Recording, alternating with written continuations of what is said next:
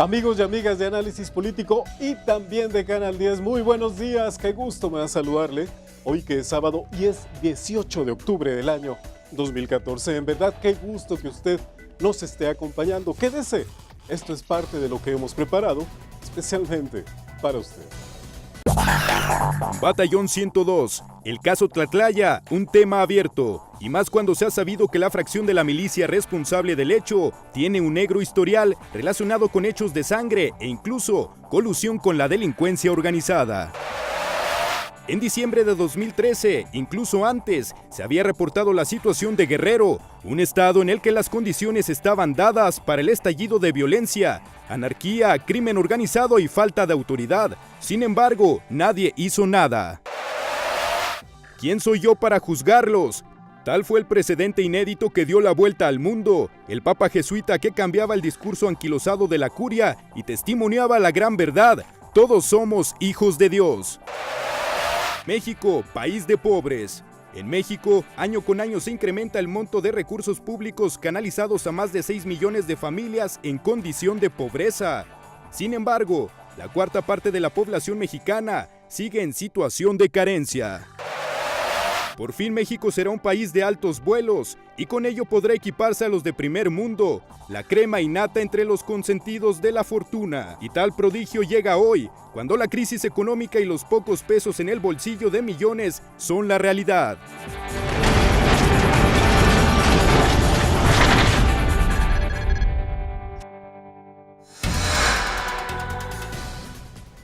¿Cómo va a cerrar el 2014?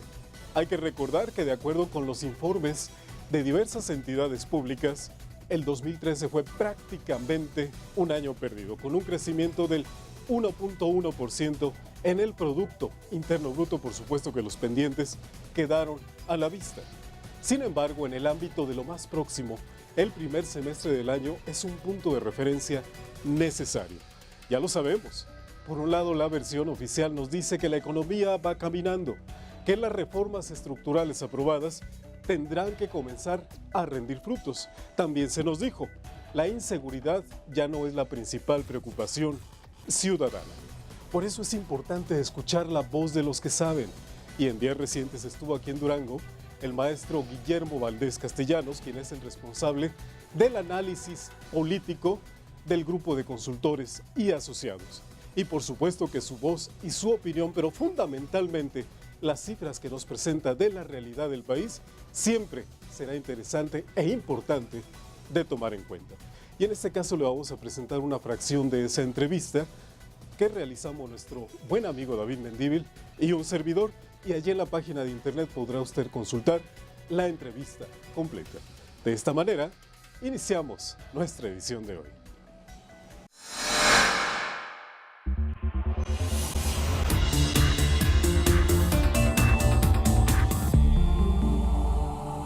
Muy buenos días, amigos y amigas de Análisis Político. Qué gusto saludarles en esta nuestra mesa de análisis. Y en verdad que nos da mucho gusto volver a saludar a un especialista en el ámbito de todo lo que pasa en nuestro país, fundamentalmente en la política, en la economía, en la seguridad, en lo que especialmente a usted le interesa. Estoy hablando del maestro Guillermo Valdés Castellanos, quien es el responsable del área de análisis político del grupo de consultores y asociados. Maestro, es un gusto volver a saludarlo otra vez. Igualmente, muchísimas gracias por la invitación y buenos días a todo el público. Muy buenos días. Y por supuesto también, como siempre, me da mucho gusto saludar a mi amigo David Mendívil. David, qué gusto. Muy buenos días, Juan Lorenzo, maestro Valdés, amigos de Análisis Político. Y maestro, recuerdo la primera plática que sostuvimos con usted acerca de lo que sucedía en ese trimestre del año en relación con la evaluación y la percepción del ciudadano con el hacer del presidente Enrique Peña Nieto. Ya sobrepasamos incluso el segundo trimestre, estamos ya en octubre, pero ¿qué podríamos decir en relación con la percepción del ciudadano? ¿Qué ha pasado una vez que se cerró el primer semestre del año? Bueno, en esta tercera encuesta de 2014 que hizo GEA, Grupo de Economistas y Asociados y Investigaciones Sociales Aplicadas, GEA-ISA, tenemos un resultado importante para el gobierno en términos de una mejoría de la evaluación del presidente Enrique Peña Nieto. Fundamentalmente, la evaluación, el nivel de aprobación del presidente Peña pasa de 39 a 45, o sea, da un crecimiento importante de 6 puntos porcentuales. Y esto es producto básicamente de una mejora en la situación económica del país. Finalmente, desde junio, julio, agosto, ya empiezan a sentirse algunas mejoras. Entonces, esta situación un poco mejor de la economía ha hecho que la población empiece a evaluar de manera más amable a el presidente Peña Nieto. Todavía tiene mucho que trabajar porque quienes lo desaprueban todavía son 49%. Entonces, es mejoría, pero insuficiente. Hoy esos 6 décimas de punto que asciende, ¿hasta dónde tienen una verdadera influencia en la percepción del ciudadano de partidos? Porque retomando ese número, el PRI sigue en ascenso, el PAN a la caída y el PRD se mantiene, pero en un tercer lugar. Así es. Básicamente la intención de voto a 10 meses, o sea, la encuesta fue hecha en septiembre, faltando 10 meses para el proceso electoral. Por lo pronto, el PRI es el que está en primer lugar, y esto se debe, en primer lugar, a que es el partido en el gobierno. Entonces, a 10 meses, cuando la gente no está muy enterada, suele responder muy en automático, beneficiando al partido que está en el poder. Entonces, no es de extrañar que el PRI traiga ahorita arriba del 35% de intención de voto, y sobre todo porque pues el PAN y el PRD tienen ahorita una imagen bastante deteriorada entre el electorado, producto de sus conflictos internos. Por supuesto que en este caso podríamos decir que aquí cuenta y tiene todo que ver el adversario. Mientras no tenga un real adversario frente, el PRI se mantiene. Sin embargo, en la expectativa, maestro, de la elección del próximo año, por supuesto que hay algunos capítulos particulares, por ejemplo el de la izquierda. ¿Qué tanto le puede pegar ahora sí Morena ya con un partido real a la propia izquierda? ¿Qué podría pasar con los partidos de nueva creación? Mira, yo creo que es un punto importantísimo el que comentas, porque lo que va a estar en juego para la izquierda en México en la elección de 2015 va a ser precisamente cuál de los dos partidos, el PRD o Morena, se convierten en la principal fuerza de la izquierda mexicana. Entonces, en las elecciones intermedias, o sea, donde nada más elige el Congreso, la votación histórica del PRD es alrededor del 20%. Y ese 20% ahora se lo van a dividir PRD y Morena. Entonces, la apuesta es cuánto se va a llevar cada uno. Pudieran quedar 12-8 a favor del PRD, lo cual sería un gran triunfo para Morena, ya quedar con 8, pero PRD mantendría la primacía de la izquierda. Pero bueno, los acontecimientos del PRD ahora de Ayotzinapa, que lo están afectando severamente, pudieran hacer que Morena tenga las grandes... Fíjate, ahorita las apuestas que se han estado haciendo entre encuestadores es si Morena llega a tener 2 dígitos, o sea, 10 o más por ciento de la votación, o se queda con un dígito, 9 para abajo, ¿no? Entonces, no nos hemos puesto de acuerdo, pero sí va a ser una disputa muy interesante cuál de los dos se queda con la primacía de la izquierda. Ese es un tema. El otro que le preocupa a los mexicanos es la seguridad. Entre las estadísticas que veíamos con usted al cierre del anterior trimestre, con estas, ¿ha mejorado sensiblemente la percepción de la seguridad de los mexicanos? Sí, hay una percepción mejor de la ciudadanía de la problemática de seguridad. Quienes piensan que la seguridad es el principal problema del país se redujo de 43 a 35%, y también la gente que piensa que la inseguridad ha caído también ha tenido un repunte importante, es decir, la gente se siente un poco más segura, y esto coincide con algunas estadísticas que el gobierno publica mes a mes, por ejemplo, sobre el comportamiento de los homicidios, que entre mayo y julio cayeron 8%, los secuestros y las extorsiones también tienen una tendencia decreciente, y esto es lo que haría que la gente esté percibiendo un país menos inseguro.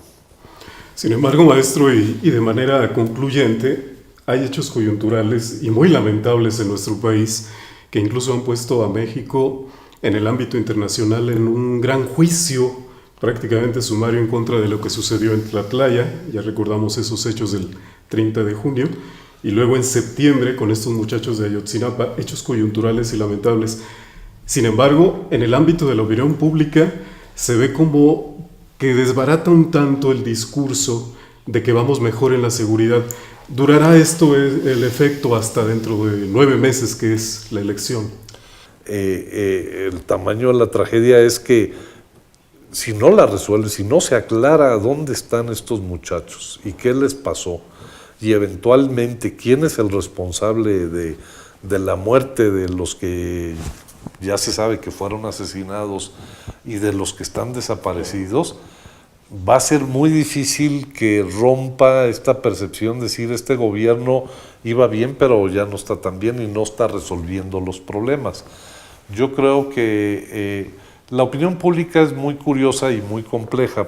Y en este caso de Ayotzinapa, yo creo que lo que la gente está comentando es que el gobierno estaba minimizando el problema y que pues de repente estalló y que pues ahora tiene que enfrentar, porque detrás de lo de Ayotzinapa está un problema muy grave, que es la corrupción de muchas policías, la penetración del crimen organizado en muchos municipios, y que esta realidad no se reduce, por desgracia, a Iguala. Claro.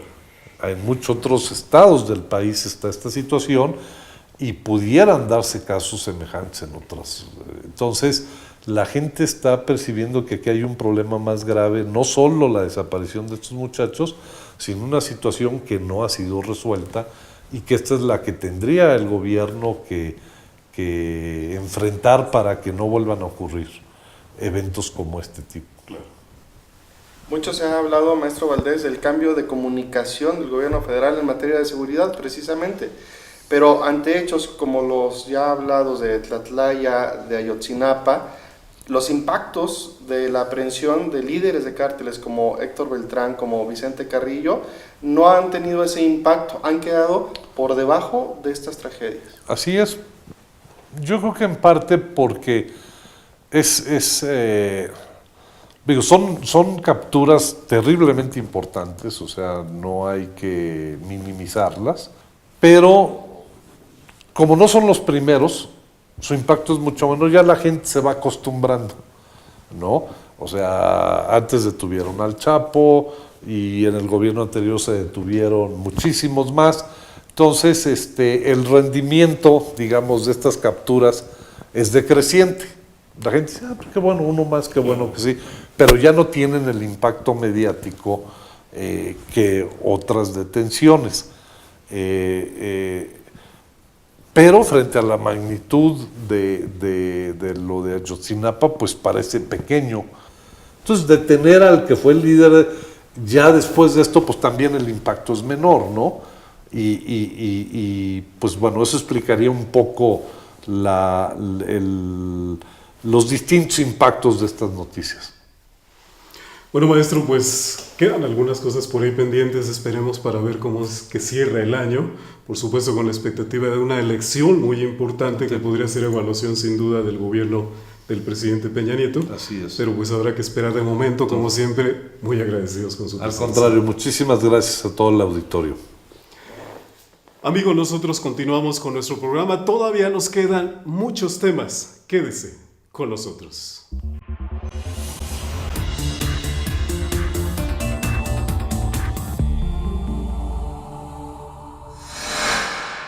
La información que tú necesitas está aquí. www.análisispolitico.com. Visítanos. En un momento, continuamos.